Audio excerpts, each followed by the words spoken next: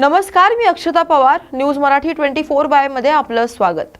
मंडळी, जर तुम्ही परदेशात प्रवास करत असाल तर सावधान व्हा, कारण एक व्हायरस सध्या मोठ्या प्रमाणात थैमान घालत आहे. नुकत्याच समोर आलेल्या एका अहवालानुसार हा व्हायरस जवळपास 17 देशांमध्ये पसरला असून त्याचा प्रादुर्भाव अधिक वाढतोय.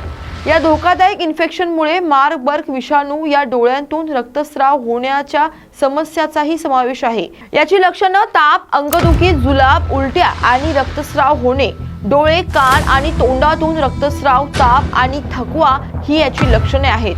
या विषाणूनं शरीराचा ताबा घेतल्यानंतर माणूस विचित्र दिसायला लागतो. डोळे खोल जातात, चेहऱ्यावर काहीच भाव उमटत नाहीत आणि माणूस पूर्णपणे सुस्त होऊन पडतो. त्याला हलताही येत नाही, असं जागतिक आरोग्य संघटनेनं म्हटलंय. Who have been identified as high risk close contacts. Marburg is a very different virus to the one that caused COVID-19. But many of the elements of the response are the same.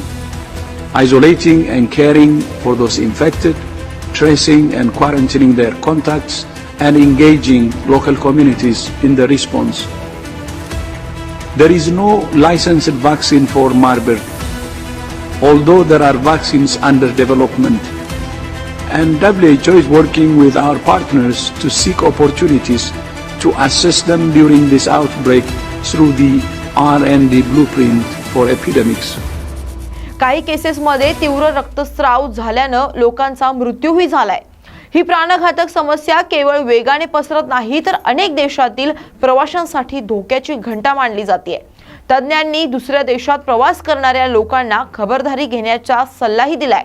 African देश रवांडामध्ये आतापर्यंत सर्वात घातक व्हायरसपैकी एक असलेल्या Marburg व्हायरसनं 15हून अधिक लोकांचा बळी घेतल्याचं समोर आलं. गेल्या काही वर्षात एकट्या आफ्रिका खंडात या व्हायरसने शेकडो लोकांचा प्राण घेतलाय. या विषाणूचा उगम युगांडातून या युरोपियन देशात आणलेल्या आफ्रिकन ग्रीन मंकी या माकडाच्या जाती झाला. तज्ञांच्या म्हणण्यानुसार या व्हायरसमुळे हेमोरेजिक ताप येतो. यामुळे शरीरातील अंतर्गत अवयव आणि रक्तवाहिन्यांवर परिणाम होतो. महत्त्वाची गोष्ट म्हणजे मार्बर्ग व्हायरसवर अजून कोणतीही लस उपलब्ध नाहीये.